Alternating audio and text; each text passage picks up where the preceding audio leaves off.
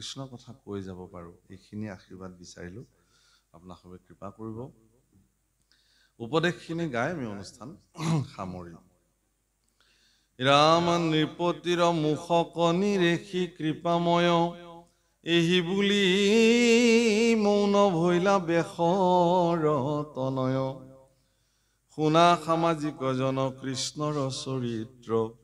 শুনন্তে কৃষ্ণক পাইলা ৰাজা পৰীক্ষিত নাহিয়াত পৰে মুখ্য পন্থ সংসাৰত বেদান্তৰো সাৰ ইটো মহাভাগৱত বৈকুণ্ঠৰ ধৰ্ম ইটো পৰম অমৃত শুকমুখে ভৈলাই আশী কলিত বিদিত মহন্তৰ মুখে আক কৰ্ণে কৰা পান আৰ এতেকেলো ভিবা সুখে বৈকুণ্ঠ তুস্থান হে ৰাম হেনয় উপদেশ দেব নমো হেৰা কৃষ্ণ নাথ দিয়ক সম্প্ৰতি ও ৰাম হেনয় উপদেশ দেব দিয়ক সম্প্ৰতি জৈতে জৈতে জন্ম মূৰ হৌক কৰ্ম ভাগে নেৰু যেন তোমাৰ চৰণ অনুৰাগে আৰ তুমি প্ৰিয়তম আত্মা পৰম ঈশ্বৰ হেন জ্ঞান নুগুচুক সদায় মনৰ ইমান ধুনীয়া প্ৰাৰ্থনা তুমি আত্মা মই মাত্ৰ তোমাৰ কৃপাত কৃপাশীল এটা জীৱ এই ধাৰণাটো মোৰ যাতে কোনো জন্মতে আঁতৰি নাযায় মই যদি ক্ষুদ্ৰ জন্মও ল'ব লগা হয় ইতৰ জন্মও ল'ব লগা হয় সেই ইতৰ জন্মটো যাতে মোৰ এই ধাৰণা পোষণ হৈ থাকে প্ৰভু কাৰণ মইতো মনুষ্য জন্ম প্ৰাপ্তি হৈ যি ধৰণে তোমাক সেৱা কৰাৰ পূৰ্ণ সুযোগ জীৱনত প্ৰাপ্তি হৈছিলে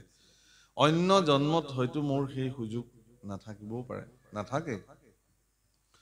কিন্তু মোৰ এই ভাৱনাটো যদি মোৰ ক্ৰিয়াশীল হৈ থাকে তেতিয়াহ'লে মোৰ জীৱনৰ ঊৰ্ধ্বগতি হ'ব এদিন হয়তো মই আকৌ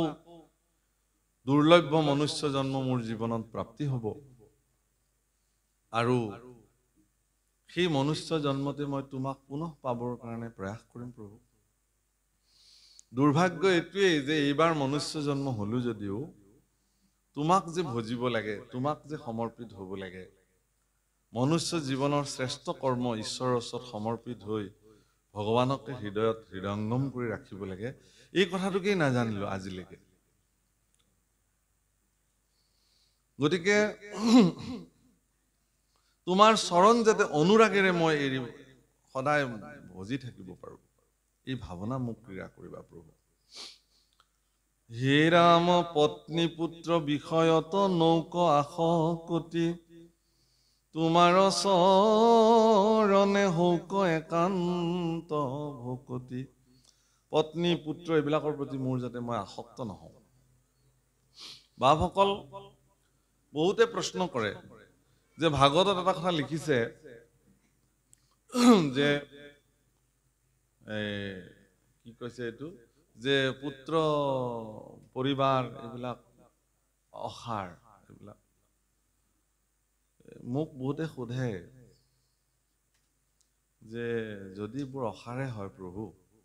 তে আমি কি কৰিম এতিয়া বাদ দিব লাগিব নেকি বোলে এইটো ল'ৰা জন্ম পাইছে পেলাই দি থৈ বা মই পত্নী বিয়া পাতিলো পিছত গম পালো যে এইবোৰ অসাৰ পত্নী গৰাকীক মই এৰি দিলো এনেকুৱা হ'ব নেকি এনেকুৱাতো হ'ব নোৱাৰে তাৰমানে কি কৈছে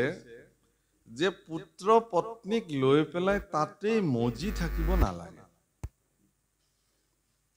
পত্নীক পোষণ কৰাটো স্বামীৰ কৰ্তব্য পুত্ৰ কন্যা জন্ম দিলে তেওঁলোকক উচিত প্ৰকাৰে যোগ্য পাত্ৰ কৰি তোলাটো এগৰাকী পিতৃৰ ধৰ্ম কিন্তু সেইবোৰ কৰিবলৈ যাওঁতে যদি আপুনি ঈশ্বৰ সেৱা পাহৰি যায় তেতিয়াহ'লে সেইটোহে বিসংগতি হ'ব সেইবিলাকৰ প্ৰতি আপুনি আসক্ত হ'ব নালাগে আসক্ত মানে যিটো এডিক্টেড হৈ যায় একদম মোৰ বেলেগ কথা নাই আৰু এইটোৱে কথা এনে নহয় সেইটোহে কৈছে হে ৰাম হৰি ভকতৰ সংগ হৌক সৰ্বক্ষণে তোমাৰ চৰিত্ৰ কথা শুনিবো শ্ৰৱণে সুখে দুখে মুখে মূৰ নচাৰোক নাম তেবেশে নিস্তাৰো সবে বোলা ৰাম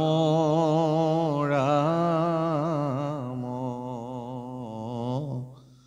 আৰ সুখে দুখে মুখে মূৰ নচাৰোক নাম